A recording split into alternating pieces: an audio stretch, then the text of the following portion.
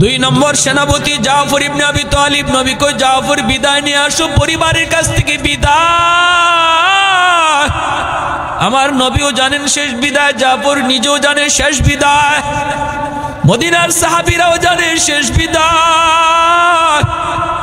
গেলেন ঘরে, যায় দেখেন বিবি কোরআন তিলাওয়াত করে, পাশেই ছোট্ট দুইটা বালক, 4 বছর 6 বছরের দুইটা ছেলে আছিল জাফর ইবনে আবি তালিবের।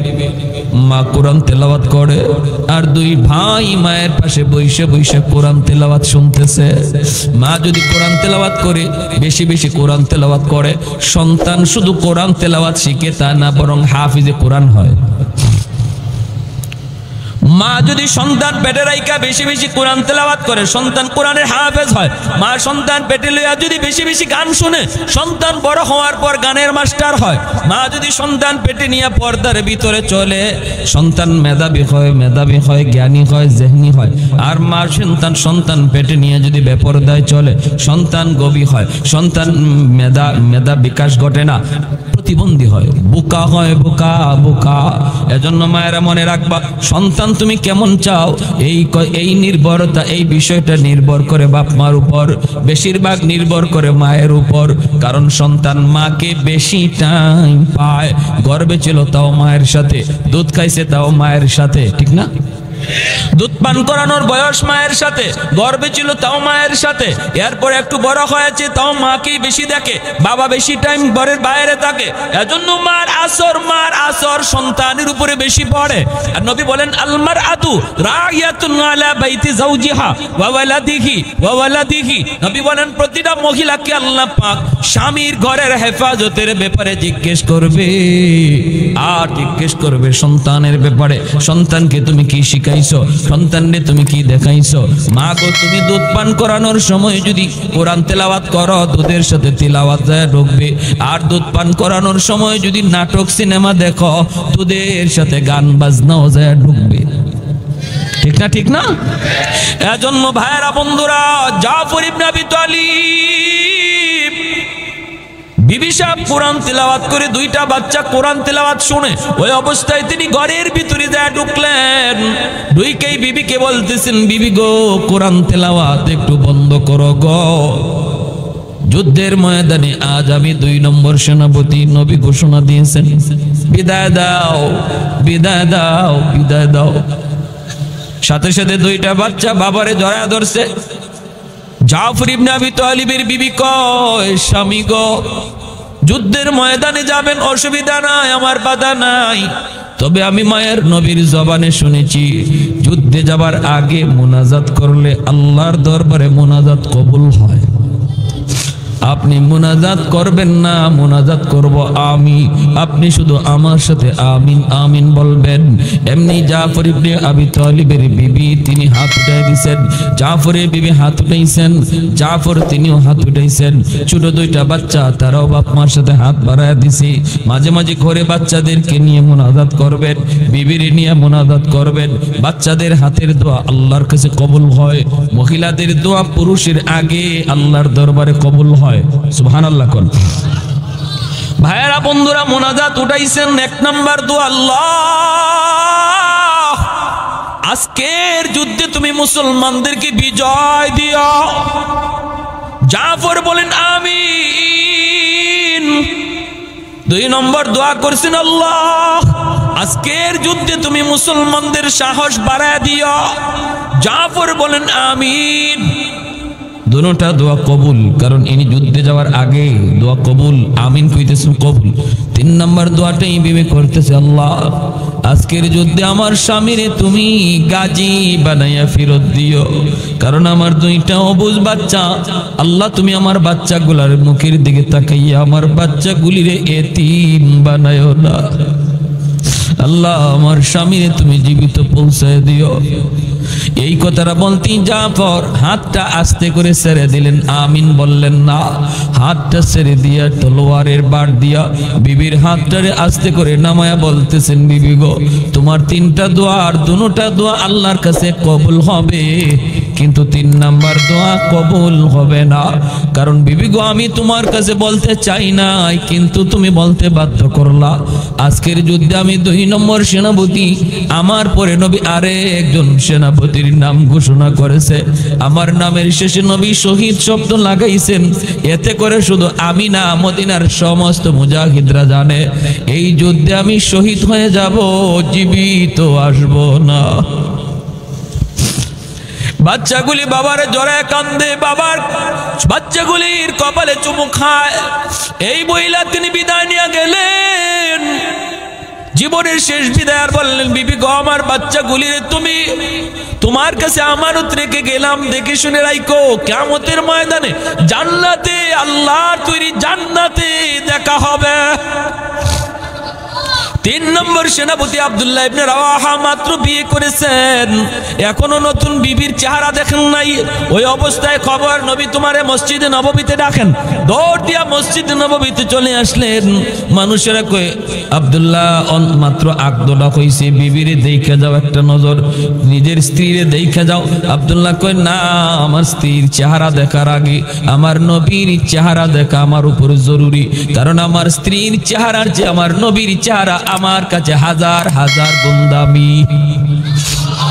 দৌড়ে মসজিদে নববীতে চলে আসলেন। আইসে শুনেন আজকের যুদ্ধের 3 নম্বর সেনাপতি উনি। নবী বলতেছেন, আব্দুল্লাহ যাও, যে বিদায় নিয়ে আসো।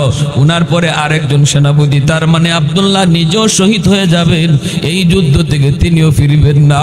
দৌড় দিয়া বাড়িতে গেলেন, যুদ্ধের পোশাক পইরা, ঘোড়ার পিঠে সওয়ার হইয়া ডাক দিয়া বলতেছেন, বিবি গো, ও বিবি, বিদায় দাও, বিদায় দাও, যুদ্ধে যাইতেছি, নবী আমাকে সেনাপতি বানাইছেন। আন্দরের ভিতর থেকে বিবি ডাক দিয়া কয়, প্রাণের স্বামী গো, মায়ার নবী যুদ্ধে পাঠাইতেছেন, আমার কোনো বাধা নাই, কিন্তু আমার একটা ছোট্ট আবদার গো স্বামী, একটা বারের জন্য ঘোড়ার পিঠ থেকে তুমি নামো, নাইমে আমার ঘরে আসো, আমি এক নজর তোমার চেহারাটা দেখতে চাই, যেন কিয়ামতের ময়দানে আমি আমার স্বামীরে দেখলেই চিনতে পারি। আব্দুল্লাহ ইবনে রাওয়াহা ঘোড়ার পিঠ থেকে কয়, না গো বিবি, না, আমারে তুমি দেখো না, আমিও তোমারে দেখবো না, কারণ শুনেছি তুমি অনেক সুন্দরী। যদি তোমার মায়াবী চেহারা আমি দেখি, যুদ্ধের ময়দানে হয়তো তোমার চেহারা আমার চোখের সামনে ভেসে উঠতে পারে, তখন আমার যুদ্ধ করতে ব্যাঘাত ঘটবে। না গো বিবি, আমি তোমাকে দেখলাম না, চিনলাম না, তুমিও আমাকে দেখলা না, চিনলা না, চলে গেলাম, তবে মনে রাখো স্বামী আর ফেরত আসবে না। এই যুদ্ধই তার জীবনের শেষ যুদ্ধ। আল্লাহর তৈরি জান্নাতে আল্লাহ তোমার আমার পরিচয় আল্লাহ নিজে করায়া দিব। আবু বকর সিদ্দিক রাদিয়াল্লাহু তাআলা আনহু বদরে নবীর পক্ষে, ওনার কলিজার টুকরা সন্তান আবু জাহেলের পক্ষে। কেমন যুদ্ধটা ছিল বদরের যুদ্ধ, হ্যাঁ? হযরত আব্বাস রাদিয়াল্লাহু তাআলা আনহু ইনি যখন বন্দী করে নিয়ে আসছেন, ওনারে ধরে নিয়ে আসছেন হযরত আব্দুল্লাহ ইবনে মাসউদ রাদিয়াল্লাহু তাআলা আনহু। আব্দুল্লাহ ইবনে মাসউদ রাদিয়াল্লাহু তাআলা আনহু আনছেন, আর নবীকে নবীর চাচা বলতেছেন, বাতিজা তোমারও কি বিশ্বাস হয় তোমার এই সাহাবী আব্দুল্লাহ ইবনে মাসউদ আমারে বন্দী করে এনেছে? নবী বলেন, চাচা দেখতেছি তো তাই, কিন্তু বিশ্বাস তো হয় না, কারণ আপনার মতো চাচা, আপনারে আমি চিনি, আমার আব্দুল্লাহ আপনারে বন্দী করে লই আইব, আমারও তো এটা বিশ্বাস করতে কষ্ট হইতেছে, কিন্তু দেখতেছি তো তাই, ঘটনা কি? তখনই চাচা বলতেছে, না বাতিজা, আমারে আব্দুল্লাহ মূলত গ্রেফতার করে নাই, আব্দুল্লাহ একটা আব্দুল্লাহর পিছনে যে ছিল তারে তোমরা দেখো নাই, আমি দেখেছি। নবী বলেন, সে কে? তখনই জিব্রাইল আমিন আবু জাহেলের কল্লার সামনে বৈশা বৈশা মুস্কি হাসতেছিলেন। ইমাম বুখারী রাহমাতুল্লাহি আলাইহি জিলদে সানি কিতাবুল মাগাজির মধ্যে এভাবে উল্লেখ করেছেন। ওই অবস্থায় তিনি বলতেছেন, ওই যে লোকটা, উনি কে? মায়ার নবী বলেন, চাচা, ইনি নূরের তৈরি ফেরেশতা জিব্রাইল আমিন। বলে, উনি আমাকে মূল গ্রেফতারকারী। সুবহানাল্লাহ, জোরে কোন। প্যারে হাজিরিনের জন্য আমরা সেই জাতি, আজ আমরা সেটা ভুলে গেছি। আমরা আজকে আসবাবের পিছনে দৌড়াইতেছি। আসবাব লাগবে, ফালাই দিতে বলি না, কিন্তু মূল বিষয় এটা নয়। মূল বিষয়টা ছিল আমাদের আল্লাহকে পাশে রাখা, আমার পাশে ভারত, আমেরিকা, রাশিয়া, চীন না লন্ডন, এটা বড় প্রশ্ন নয়। আমার সবচেয়ে বড় কথা ছিল আমার সাথে আমার আল্লাহ আসেনি না নাই। দেখো, প্রতিটা মুসলমান যখন এই চিন্তা করবে আল্লাহকে পাশে রাখো, তখনই আল্লাহ বলে বান্দা তোর আর কিছু করা লাগবে না, মাত্র খালি দাঁড়ায় থাকবি, মারমু তো আমি, ওমা রামাইতা ইদ রামাইতা ওয়ালাকিন্নাল্লাহ রামা। আল্লাহকে বন্ধু বদরে তুমি মারো নাই, মারছি আমি আল্লাহ। সুবহানাল্লাহ, জোরে কোন। নতুবা আরাকানের অবস্থা বাংলার মাটিতে হবে যদি এখনো পরিবর্তন না হয়। ফিলিস্তিনে হালত বাংলায় হবে, কাশ্মীরে হালত বাংলায় হবে। দুশমন তলোয়ার ধারাইতেছে তোমাকে আমাকে জবাই করার জন্য, চোখের সামনে বাবাকে হত্যা করার জন্য ওরা তলোয়ার ধারাইতেছে, আর আমরা ঘুমায় রয়েছি। ঘুম থেকে তাড়াতাড়ি জাগো। আজকে চতুর্মুখী ষড়যন্ত্র, ইসলাম নিয়া, মুসলমান নিয়া। তাড়াতাড়ি করে ইহুদিদের রং ছাড়ো, ইহুদিদের কালচার ছাড়ো, নিজের রংটারে মদিনাওয়ালার রং বানাও, আল্লাহকে পাশে আনো, নতুবা আমাদের সামনের দিন অনেক খারাপ, অন্ধকার আসতেছে। দুশ্মন যত পাওয়ারফুল অস্ত্র বানাও, এদিকে নজরই দিও না। কে রাসায়নিক বোমা, কে অ্যাটম বোমা, কে পারমাণবিক বোমা, সব সাতু, কোনো লাভ নাই যদি আল্লাহ আমার সাথে থাকে। ঠিক কিনা জোরে কোন? মুহূর্তের ভিতরে পারমাণবিক বোমারে আল্লাহ পাক সাতু বানায় দিবে, সুইসি কুজ্জা পাইব না, কোন দিকে টিপ দিব। আল্লাহ এটা পারেনি না পারে না? হ্যাঁ, যারা বন্দী হয়েছিল 70 জন বদরে, কয় তোমরা কেমনে বন্দী হইল? কিতা বন্দী হইতাম, খালি নিয়ত করছি মুসলমানের দিকে তীর মারবো, এমনি দেখি আমার পিছন দিক দিয়ে একজনে আমার গর্দানের মধ্যে তলোয়ার দুইরা, কয় চুপ, তীরটা নামায় ফেল, নাইলে কল্লা আলাদা করে ফেলবো। খালি নিয়ত করছি তলোয়ার চালাইমু, এমনি দিকে আসমান থেকে ঘোড়ার উপরে সোয়ার হইয়া, সাদা পোশাক, সাদা জুব্বা, আমার সামনে খাড়াইয়াই আমার বুকের দিকে তীর ধরছে। যারা বন্দী এদের ভাষ্য, মারবো খালি নিয়ত করছি, দেখি পিছনের মধ্যে তলোয়ার ঠেকায় রাখছে, লড়বি না, লড়লি শেষ।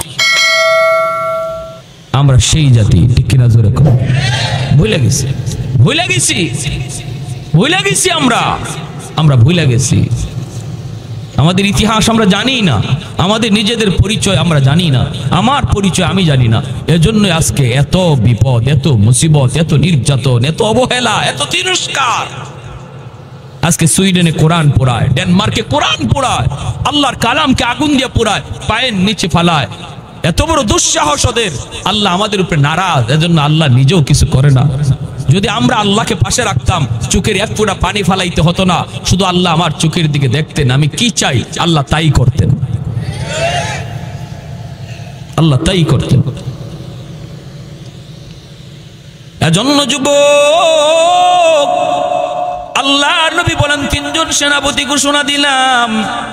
একজন সেনাপতির নাম হলো যায়েদ ইবনে হারেসা। যায়েদ ইবনে হারেসা তিনি হলেন মায়ার নবীর পালক পুত্র, আমার নবী রহমতের নবীর আপন নবীর পালক পুত্র যায়েদ ইবনে হারেসা। তিনি হলেন মুতার যুদ্ধে আল্লাহর নবীর ঘোষণা দেওয়া 1 নম্বর সেনাপতি।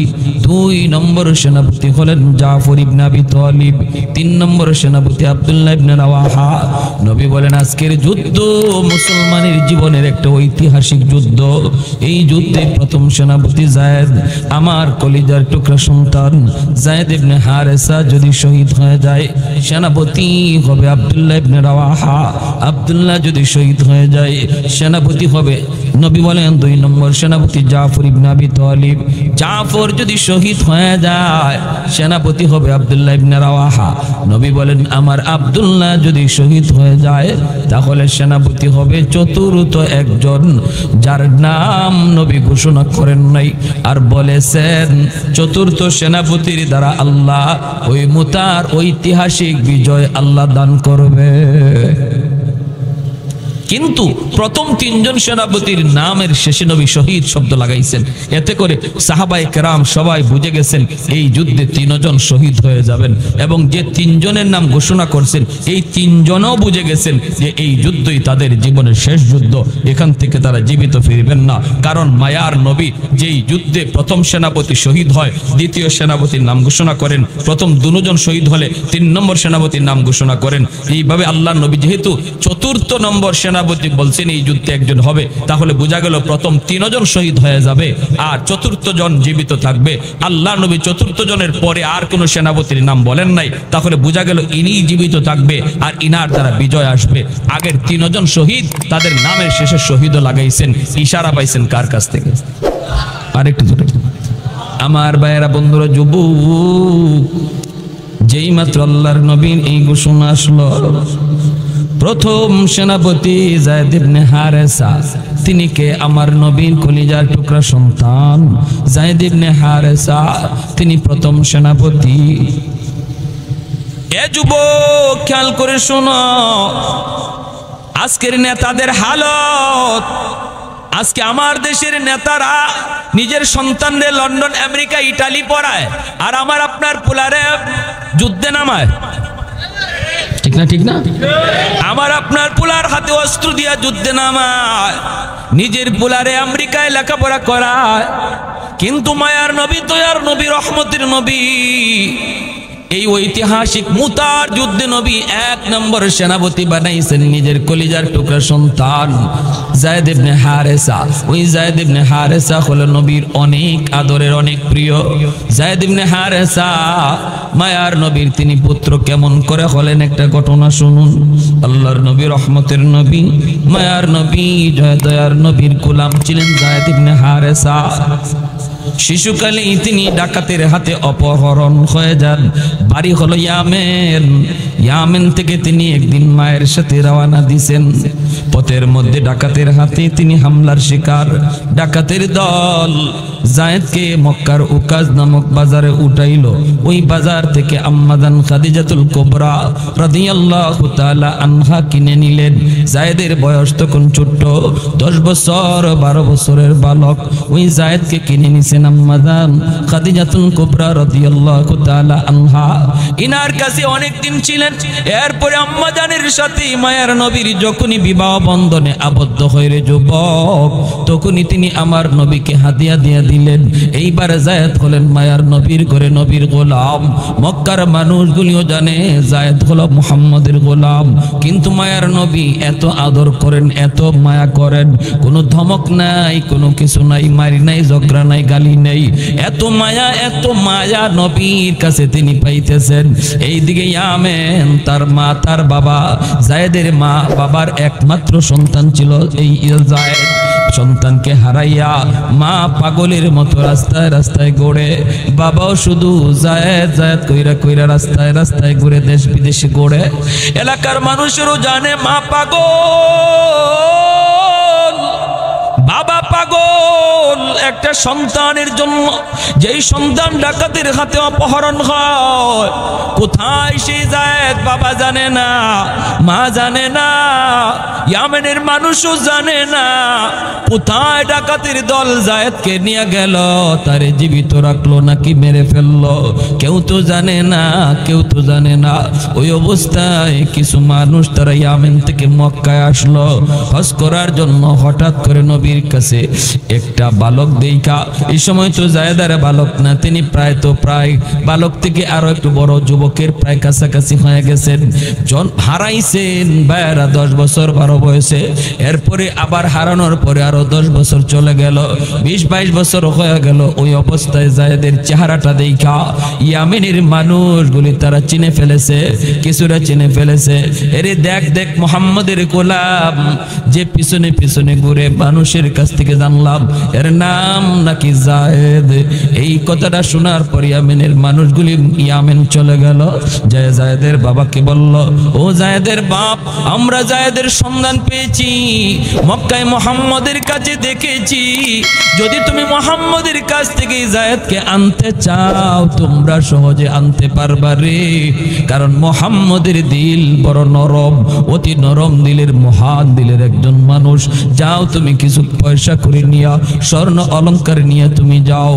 ভাইরা বন্ধুরা, যায়েদের বাবা যায়েদের এক চাচাকে সাথে নিয়া মক্কায় চলে আসলেন।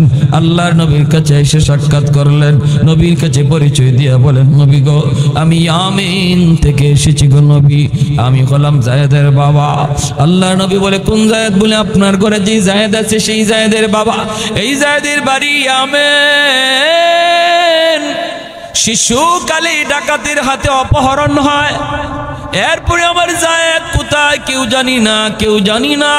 তার মা পাগল পাগল, আজও তার মা সুস্থ না, সুস্থ না গো নবী। পয়সা যা লাগে আপনি নিয়ে আনেন, আমার বাচ্চাটারে দেন। আল্লাহর নবী রহমতের নবীর চোখ থেকে পানি চলে আসলো। নবী বলেন, জায়েদের বাপ, যদি জায়েদ তোমার সন্তান হয় তাহলে আমাকে পয়সা দেওয়া লাগবে না, বদলা দেওয়া লাগবে না। যদি আমার জায়েদ যেতে চায়, আমি মোহাম্মদ খুশি মনে জায়েদকে বিদায় দিব, কারণ আমি মোহাম্মদ ইয়েতিম। জন্মের আগেই বাবা হারাইছি, বাবার আদর কেমন, আব্বু ডাকের ভিতরে কত মজা, আমি নবী তা জানি না রে। অতএব যাও, জায়েদ যদি বাপ মার কাছে যেতে চায় আমার কোনো বাধা নাই। নবী ডাক দিলেন জায়েদ। পাশের রুম থেকে জায়েদ ইবনে হারেসা তিনি আসলেন। আইসেই তিনি দেখেই চিনে ফেলেছেন বাবারে, দেখেই চিনে ফেলেছেন চাচাকে। নবী বলেন, জায়েদ তুমি কি চিনছো? জায়েদ ইবনে হারেসা বলে, নবী গো চিনছি, ইনি আমার আব্বা, ইনি আমার চাচা। এই বইলা দৌড় দিয়া গিয়া বাবা সন্তানকে বুকে জড়ায় নেয়, চুমু খায়, গালে চুমু খায়, অস্ত্র জোরে সন্তান কাঁদে, বাবাও কান্দে। হারানো সন্তান ফিরে পাওয়ার পর একই অনুভূতিটা হয় শুধু ওই বাপ মা জানে, পৃথিবীর আর কেউ জানে না রে গোলাম। সন্তান যদি হারায় যায় এর ব্যথাটা কেমন, হারানো মা জানে, হারানো বাবা জানে, আর কেউ জানে না।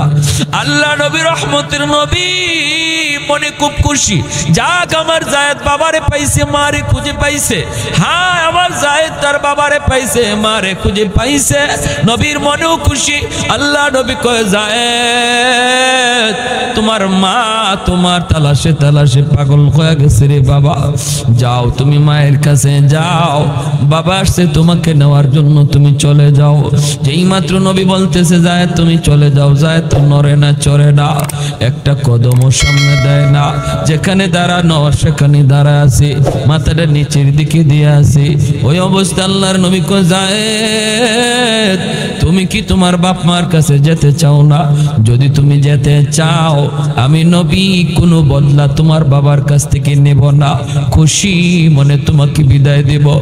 আর যদি আমি নবীর সাথে তুমি থাকতে চাও আমি খুশি মনে আমার কুলে তুলে নিব। সিদ্ধান্ত চলে আসলো জায়েদ ইবনে হারেসার কাছে, বাপ মার কাছে যাবে নাকি নবীর কাছে থাকবে।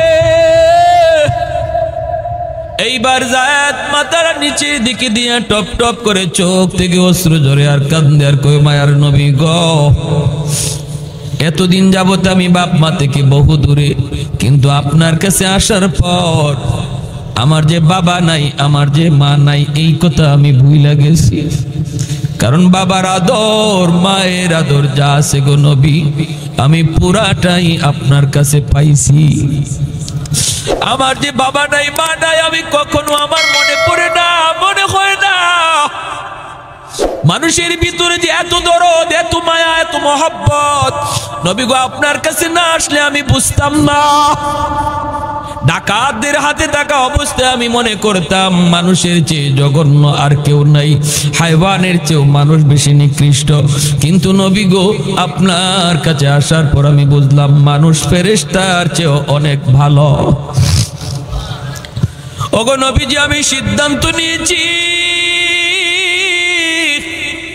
আমি আমার বাকি জীবন আপনার কদম জড়ায়া থাকতে চাই।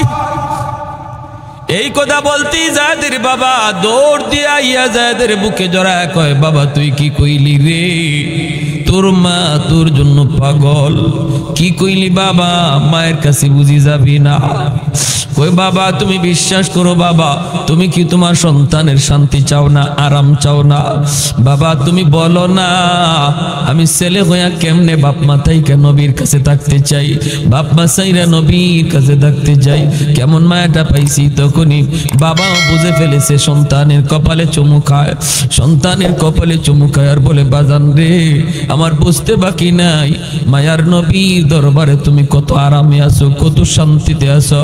ঠিক আছে বাবা, আমি বাবাও মেনে নিলাম, আজ থেকে তুমি নবীর দরবারেই থাকো, আমরা মা বাবা মাঝে মাঝে ইয়ামেন থেকে তোমাকে এসে দেখে যাব। এই যায়েদ ইবনে হারেসা মুতার যুদ্ধের 1 নম্বর সেনাপতি। আল্লাহ নবী কই, যায়েদ যাও বিদায় নিয়ে আসো। যায়েদ ইবনে হারেসা তিনি নবীর কাছ থেকে বিদায় নিলেন। আমার নবী নিশ্চিত জানেন এই যুদ্ধে যায়েদ শহীদ হয়ে যাবে। এরপরে নবীজি বিদায় দিতেছেন আর বলতেছেন, যায়েদ তোমার সন্তান উসামার কাছ থেকে বিদায় নিয়ে যাও। উসামার কাছে গেলেন, উসামার বয়স তখন 10 বছর। যায়েদ উসামার কাছে গিয়া চোখের পানি জড়ায় কয়, বাজান বাজান, দুনিয়াতে আমার তুমি আর নবী ছাড়া কেউ নাই রে বাবা। বাবা আমি যুদ্ধে যাইতেছি, হয়তো এই যুদ্ধ থেকে বাবা ফিরব না। তুমি যদি কোনদিন বড় হইয়া বাবার কথা ইয়াদ করো, শাম সিরিয়ার রাস্তার কিনারায় বাবার কবর তুমি খুঁজে নিও। সাহাবায়ে কেরাম নিজেদের কবর বানাইছেন চীনে, আফ্রিকায়, পৃথিবীর দেশ দেশান্তরে যার যার কবর বানায় নিয়েছেন। 1.5 লক্ষ সাহাবায়ে কেরাম মদিনায় আমার নবীর মক্কায় সেই বিদায় হজের বাসনে ছিলেন, কিন্তু কবর মক্কা মদিনায় পাওয়া যায় মাত্র 10,000। 1 লক্ষর উপরে সাহাবী নিজের কবর নিজের গ্রামে নিজের এলাকায় বিবি বাচ্চার কাছে বানাইতে পারেন নাই রে। সন্তান সন্ততি সব রাইখা কবর বানাইছেন দেশ থেকে দেশান্তর, শুধু দিনের দাওয়াতের জন্য। 2 নম্বর সেনাপতি জাফর ইবনে আবি তালিব। নবী কই, জাফর বিদায় নিয়ে আসো পরিবারের কাছ থেকে বিদায়। আমার নবীও জানেন শেষ বিদায়, জাফর নিজেও জানে শেষ বিদায়, মদিনার সাহাবীরাও জানে শেষ বিদায়। গেলেন ঘরে, যায় দেখেন বিবি কোরআন তিলাওয়াত করে, পাশেই ছোট্ট 2টা বালক, 4 বছর 6 বছরের 2টা ছেলে আছিল জাফর ইবনে আবি তালিবের। মা কোরআন তেলাওয়াত করে আর 2 ভাই মায়ের পাশে বসে বসে কোরআন তেলাওয়াত শুনতেছে। মা যদি কোরআন তেলাওয়াত করে, বেশি বেশি কোরআন তেলাওয়াত করে, সন্তান শুধু কোরআন তেলাওয়াত শিখে তা না, বরং হাফিজে কোরআন হয়। মা যদি সন্তান পেটে রাইখা বেশি বেশি কোরআন তেলাওয়াত করে, সন্তান কোরআনের হাফেজ হয়। মা সন্তান পেটে লইয়া যদি বেশি বেশি গান শুনে, সন্তান বড় হওয়ার পর গানের মাস্টার হয়। মা যদি সন্তান পেটে নিয়ে পর্দার ভিতরে চলে, সন্তান মেধাবী হয়, জ্ঞানী হয়, জেহনি হয়। আর মা সন্তান পেটে নিয়ে যদি বেপরদায় চলে, সন্তান গবী হয়, সন্তান মেধা বিকাশ ঘটে না, প্রতিবন্ধী হয়, বোকা হয়, বোকা। এজন্য মায়েরা মনে রাখবা, সন্তান তুমি কেমন চাও এই নির্ভরতা, এই বিষয়টা নির্ভর করে বাপ মার উপর, বেশিরভাগ নির্ভর করে মায়ের উপর। কারণ সন্তান মাকে বেশি টাইম পায়, গর্ভে ছিল তাও মায়ের সাথে, দুধ খাইছে তাও মায়ের সাথে, ঠিক না? দুধ পান করানোর বয়স মায়ের সাথে, গর্ভে ছিল তাও মায়ের সাথে, এরপরে একটু বড় হয়েছে তাও মাকেই বেশি দেখে, বাবা বেশি টাইম ঘরের বাইরে থাকে। এজন্য মার আসর সন্তানের উপরে বেশি পড়ে। আর নবী বলেন, আলমার আতু রাইয়াতুন আলা বাইতি যাওজিহা ওয়া ওয়ালাদিহি। নবী বলেন, প্রতিটা মহিলাকে আল্লাহ পাক স্বামীর ঘরের হেফাজতের ব্যাপারে জিজ্ঞেস করবে, আর জিজ্ঞেস করবে সন্তানের ব্যাপারে।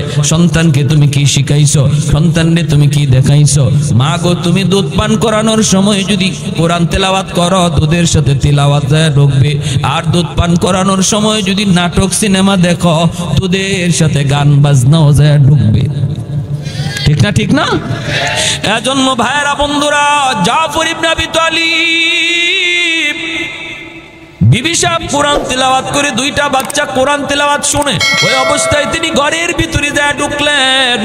ঢুকেই বিবিকে বলতেছেন, বিবি গো, কোরআন তেলাওয়াত একটু বন্ধ করো গো। যুদ্ধের ময়দানে আজ আমি 2 নম্বর সেনাপতি, নবী ঘোষণা দিয়েছেন, বিদায় দাও, বিদায় দাও, বিদায় দাও। সাথে সাথে 2টা বাচ্চা বাবারে জড়ায় ধরছে। জাফর ইবনে আবি তালিবের বিবি কয়, স্বামী গো, যুদ্ধের ময়দানে যাবেন, অসুবিধা নাই, আমার বাধা নাই, তবে আমি মায়ের নবীর জবানে শুনেছি, যুদ্ধে যাবার আগে মুনাজাত করলে আল্লাহর দরবারে মুনাজাত কবুল হয়। আপনি মুনাজাত করবেন না, মুনাজাত করব আমি। আপনি শুধু আমার সাথে আমিন আমিন বলবেন। এমনি জাফর ইবনে আবি তালিবের বিবি তিনি হাত উঠাই দিয়েছেন, জাফরের বিবি হাত উঠাইছেন, জাফর তিনিও হাত উঠাইছেন। ছোট দুইটা বাচ্চা তারাও বাপ মার সাথে হাত বাড়ায় দিছে। মাঝে মাঝে ঘরে বাচ্চাদেরকে নিয়ে মুনাজাত করবেন, বিবির নিয়ে মুনাজাত করবেন। বাচ্চাদের হাতের দোয়া আল্লাহর কাছে কবুল হয়, মহিলাদের দোয়া পুরুষের আগে আল্লাহর দরবারে কবুল হয়। সুবহানাল্লাহ কোন ভাইয়েরা বন্ধুরা, মুনাজাত উঠাইছেন। এক নাম্বার দোয়া, আল্লাহ আজকের যুদ্ধে তুমি মুসলমানদেরকে বিজয় দিও। জাফর বলেন আমিন। দুই নম্বর দোয়া করছেন, আল্লাহ আজকের যুদ্ধে তুমি মুসলমানদের সাহস বাড়ায় দিও। জাফর বলেন আমিন।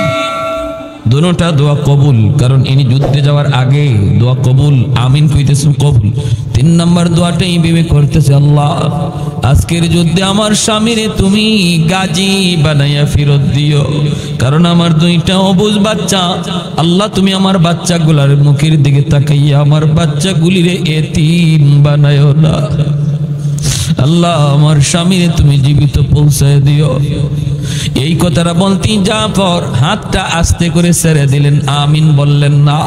হাতটা ছেড়ে দিয়া তলোয়ারের বাট দিয়া বিবির হাতটারে আস্তে করে নামায়া বলতেছেন, বিবি গো তোমার তিনটা দোয়া আর দুটোটা দোয়া আল্লাহর কাছে কবুল হবে, কিন্তু তিন নাম্বার দোয়া কবুল হবে না। কারণ বিবি গো আমি তোমার কাছে বলতে চাই নাই, কিন্তু তুমি বলতে বাধ্য করলা। আজকের যুদ্ধে আমি 2 নম্বর সেনাপতি, আমার পরে নবী আরে একজন সেনাপতির নাম ঘোষণা করেছে, আমার নামের শেষে নবী শহীদ শব্দ লাগাইছেন।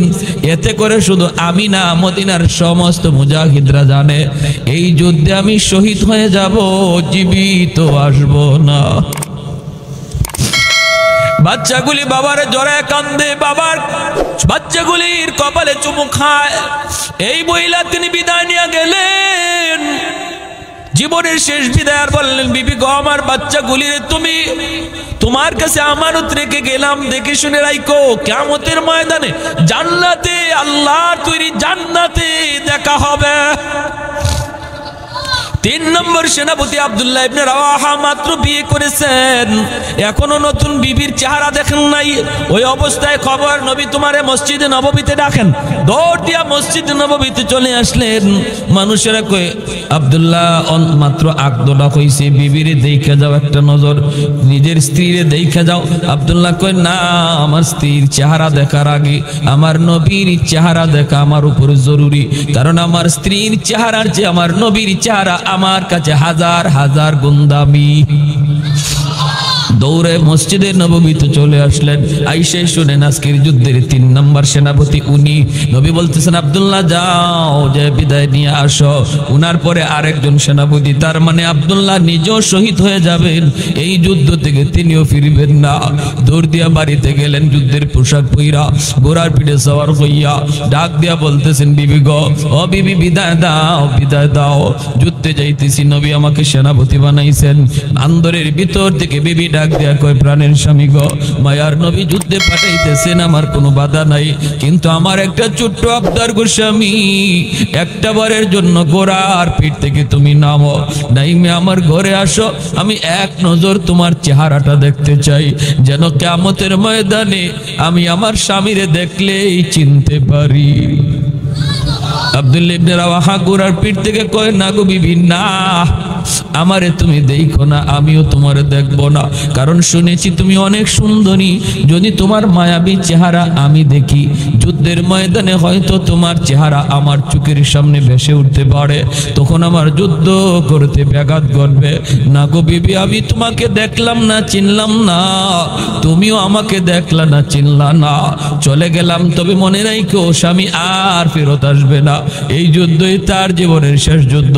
আল্লাহর তৈরি জান্নাতে আল্লাহ তোমার আমার পরিচয় আল্লাহ নিজে করায়া দিব। কৌনৈন মুখতার খোদা তুমকো বানায়া, कौनैन मुख्तार खुदा तुमको बनाया, उम्मत का निगाहबान खुदा तुमको बनाया, उम्मत का निगाहबान खुदा तुमको बनाया। मौला मेरा आका मेरा रहमत की नबी है, तजदार मदीना है तो माहे अरबी है, तजदार मदीना है तो माहे अरबी है। अशजार ने देते हैं नबूवत के शहादत, तशकीक कमर में है तो अंगुल की इशारात, तशकीक कमर में है तो अंगुल की इशारात। एक तो जोरे शोरे कन्ना अल्लाहु আকবার। मुसलमानेर आवाजे अल्लाहु আকবার। ভাইরা চলে গেলেন তিনজন, যুদ্ধ শুরু হয়ে গেল। আল্লাহ নবী মসজিদে নববীতে বসে বসে জিবরাইল আমিন টেলিভিশনের পর্দার মতো মুতার যুদ্ধের চিত্র নবীর সামনে তুলে ধরেছেন। নবী দেখতেছেন আমার জায়েদ যুদ্ধ শুরু করেছে, আমার জায়েদের হাতে ইসলামের পতাকা। এই যে কিছুক্ষণ যুদ্ধ করলো, অনেক দুশমনদের জাহান্নামে পাঠাইয়া আমার জায়েদ শহীদ হয়ে গেল। নবী সাহাবীদেরকে বলতেছেন, যারা অসুস্থ ছিলেন পাশে বসা, নবী বলতেছেন এই মুহূর্তে আমার জায়েদ শহীদ হয়ে গেছে। 2 নম্বর সেনাপতি জাফর ইবনে আবি তালিব, ইনি আইসা ইসলামের পতাকা ধরছেন, পতাকা মাটিতে পড়তে দেন না। নবী বলেন পতাকা এইবার জাফরের হাতে। জাফর বীর বিক্রমে যুদ্ধ করতেছে, অসংখ্য দুশমনকে কল্লা জমিনে ফালাইয়া সামনে বাড়তেছে। হঠাৎ করে নবী কয় আমার জাফরের ডান হাত দুশমন কেটে ফেলেছে। নবী চিৎকার দিয়ে উঠলেন, বাম হাতটাও দুশমন পিছন দিয়ে আঘাত করে কেটে ফেলেছে, এরপরে দেহটাও 2 টুকরা করে ফেলেছে। নবীজির চোখ থেকে দর দর করে পানি পড়ে। জাফরের ছোট ছোট 2টা অবুঝ বাচ্চার কথা চিন্তা করে। এমনি আল্লাহ কয়, যা জিব্রাইল আমার বন্ধুর কাছে যাও, যা বলো আমার জাফর যে আজকে যুদ্ধের জন্য আমি আল্লাহর জন্য আমার বন্ধুর জন্য 2টা হাত জিহাদের ময়দানে দিয়া দিল, আমি জান্নাতে তারে 2টা পাকা লাগায় দিব। সমস্ত জান্নাতেরই জান্নাত হবে নির্ধারিত, কেউ কারো জান্নাতে যেতে পারবে না, কিন্তু জাফরের জান্নাত তো নির্ধারিত হবেই, কিন্তু সে যে কোনো জান্নাতে উড়ে বেড়াতে পারবে। আমি তারে এমন 2টা পাখা তারে লাগায় দিব।